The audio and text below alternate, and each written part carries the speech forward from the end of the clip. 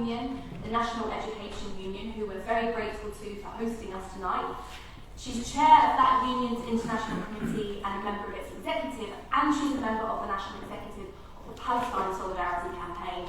And she joins us tonight from Nottingham, so thank you very much for making the journey, Louise Regan.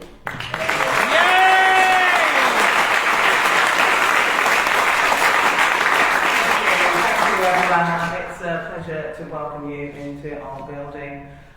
We have, as has been said, a very long and proud history in our union of standing in solidarity with the Palestinian people since the 1980s. I'm very proud to belong to a union that has that long history. And as has been said, we take 2 delegations a year to meet with friends and partners out there to learn about the situation on the ground. But also so that our members are able to come back and talk about their experiences and think about how they discuss the situation in schools and educate our communities about what is happening. In fact, we were due to be there in October, but obviously that delegation was cancelled because of the current crisis. I, like all of you, I'm sure, just watch in shock and horror every day as events unfold.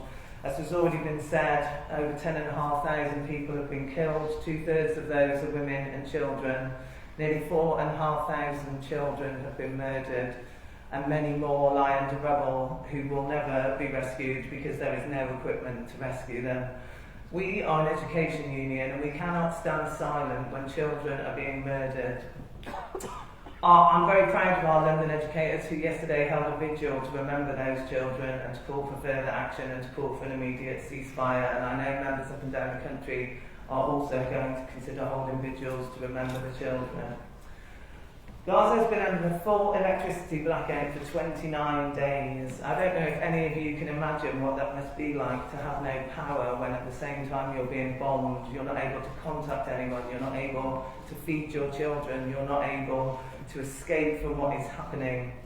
Aid being allowed in is a fraction of what is needed. Drinking water is only enough for 4% of the clean drinking water is only enough for 4% of the residents currently trapped in Gaza. Fuel remains completely banned, and today they've announced several hospitals who are facing imminent closure in Gaza. One of those is the only maternity hospital in the north of Gaza. There's indiscriminate bombing. An UNRWA school was hit yesterday, killing people that were sheltering there.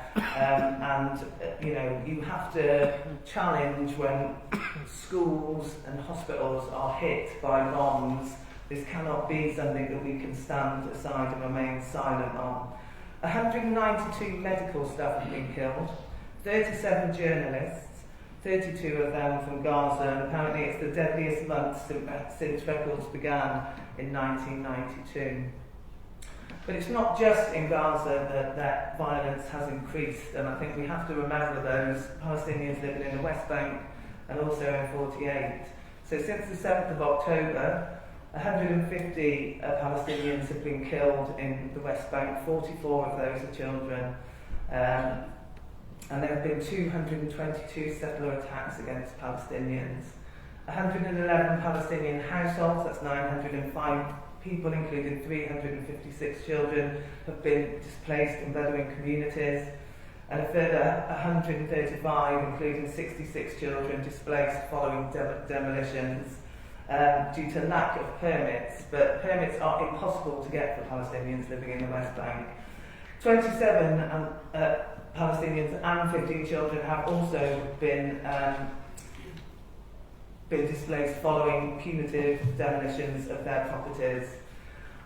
So, what has the NEU done? Well, our national president spoke at the very first demonstration and our general secretary spoke at the second. Our members have built for those demonstrations from the initial one, and we will continue to do that. We've ensured our trade union banners and our flags are there, and we've ensured that we've raised our voices loudly. We've issued advice to our members about dealing with the situation in schools. As a union, we're extremely concerned about the Prevent agenda and the way that is being used to try and discriminate against people who are speaking out in support of the Palestinian people. We've called for an immediate ceasefire, and we've asked all of our members to contact their politicians and call upon them to do that too. We need immediate humanitarian aid to be allowed in. We built for the national demonstrations, and we will continue to do that. And we will continue to speak out. What is happening now, as has been said, did not begin on October the 7th. Palestinians have suffered decades of illegal occupation, oppression, and a lack of rights. And we have a duty to speak out. We have a duty to speak out now, calling for an immediate ceasefire. But when that ceasefire comes, we have a duty to keep speaking out. We have a duty now to say enough is enough. It is time for the Palestinians to have their rights heard and to have their rights achieved. And the final thing I want to say is this, because like many of you, I find what I see every day really distressing. I wake up in the morning, I don't sleep well at all at the moment. I've got lots of friends in Palestine and I have several friends in Gaza. I wake up every morning and the first thing I do is check my phone to look at who's messaged me, to look at what they're telling me, and to read the figures of the latest deaths of people in Palestine. But I won't cry, because what my Palestinian friends have told me ever since I've been going there is that they don't need our tears. They need our voices, because they are voiceless. So our job now is